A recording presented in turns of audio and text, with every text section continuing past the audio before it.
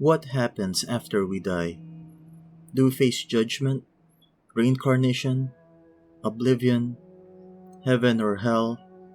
Well, our topic for today presents us with a world where the dead are forced into games that test their true nature. But beneath the neon lights and psychological battles, the series explores some of the deepest themes about human nature, morality, and the afterlife. Today, we unravel the philosophy of that parade and the haunting questions it forces us to ask. Before we start, I would like to let you know that this is not a review but rather my takeaways or what my thoughts about the show. I will of course still talk about topics on the show, so if you are still interested in watching it, please do it first and then come back to this video to have a comparison about it. And with that being said, of course, there are going to be spoilers ahead, but please enjoy. Now, first things first, as we all know, life is filled with choices. Every action we take, every word we speak. But does it define who we are? And when we die, how will we be judged? If you have the ability to judge someone, decide someone's fate, how well do you think it will go?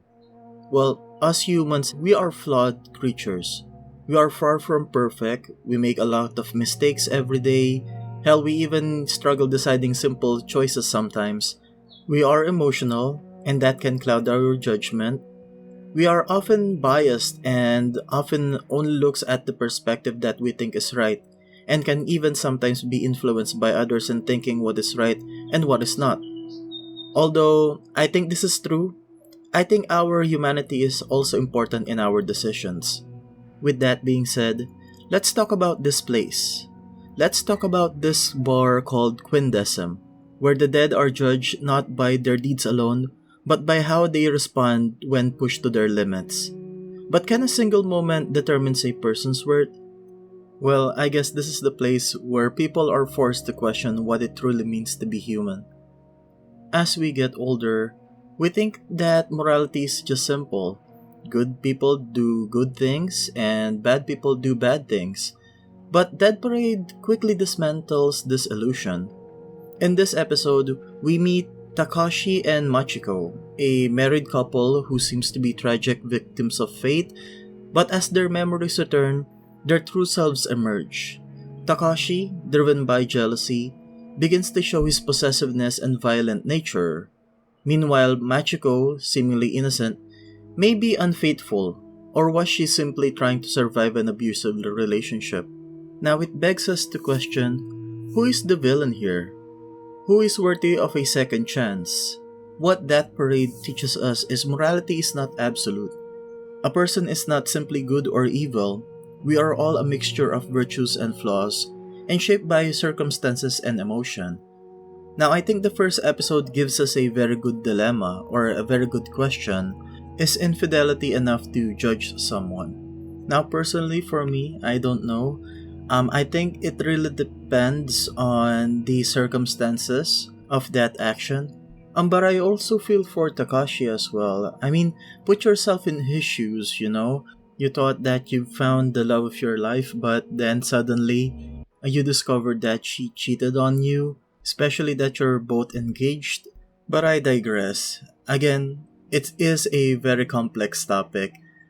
It really gives you something to think about. It's very profound and it cannot be justified by just looking at the good and the bad things from both sides.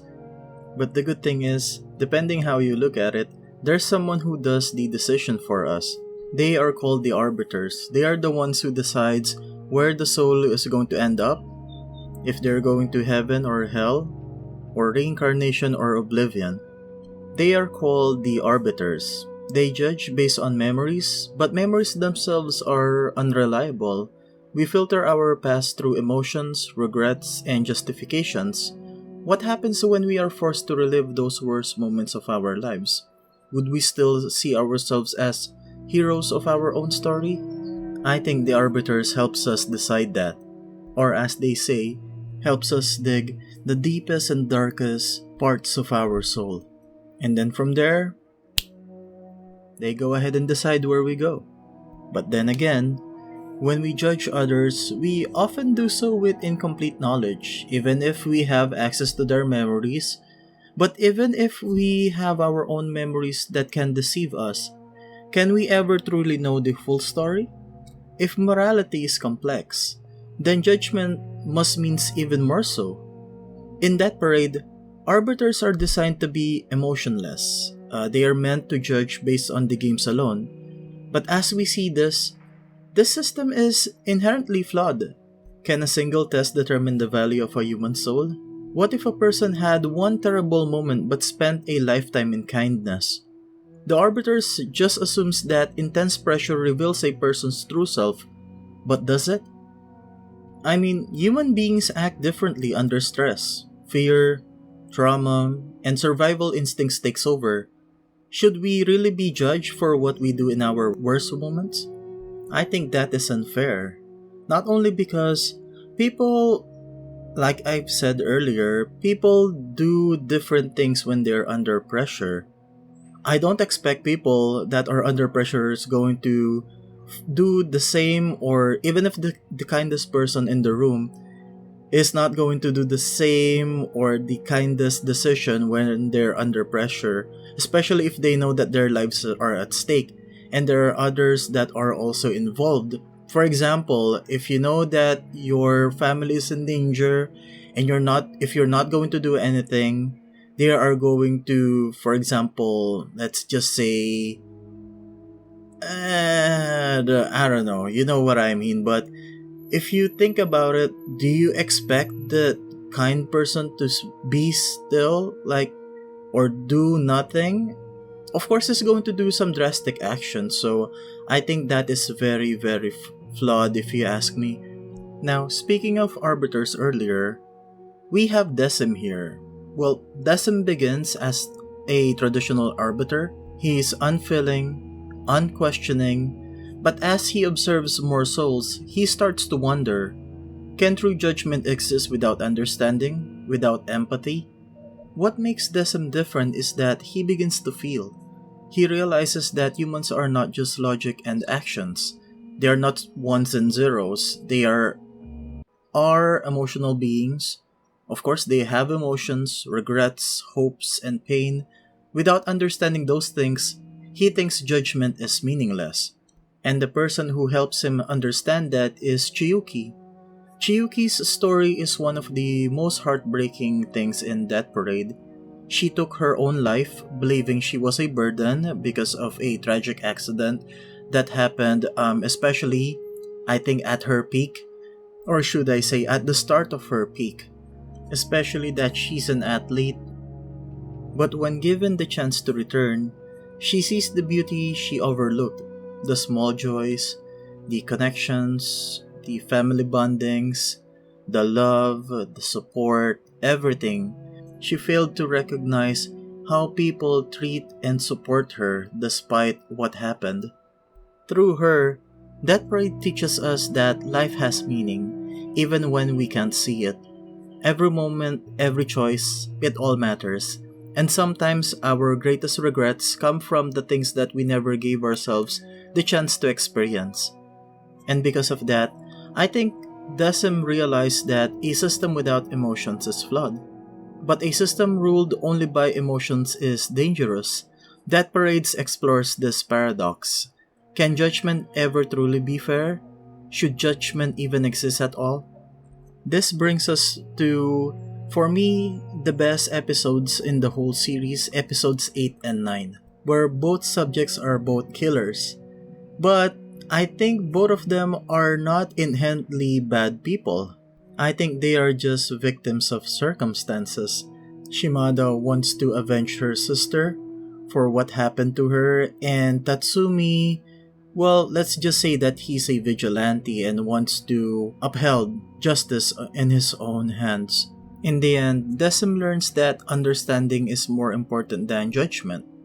And maybe that's the real message of that parade, that instead of trying to judge one another, we should simply try to understand. However, one of the most haunting aspects of that parade is its critique of justice. The system is absolute. Souls are either reincarnated or cast into the void. But is that fair?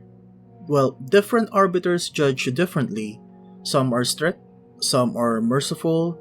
This inconsistency proves that even in the afterlife, justice is subjective. And just like in the real life, sometimes the wrong people suffer and the wrong people walk free. In the end, Death Parade is more than just a psychological thriller or drama, if you ask me. It's a reflection of ourselves. It asks us, can we ever truly judge others? Well, should we in the first place? And most importantly, how do we value our own lives? Perhaps the greatest lesson of all is that life is precious. Every choice, every emotion, every connection, it all matters. And maybe, just maybe, the best thing we can do is to live without regret. So, what do you think? Can judgment ever truly be fair? Or is the very act of judging another soul is an impossible task? Let's discuss it in the comments below. And if you enjoyed this and wants to share your thoughts with the philosophy of Death Parade, don't forget to like, subscribe, and hit the notification bell for more content on this kinds of topic. Please help me reach my goals of 1,000 subscribers before this year ends, and every little bit helps. Every like, comments, shares, I really truly appreciate it. So again, have a great day and stay safe. I'll see you soon.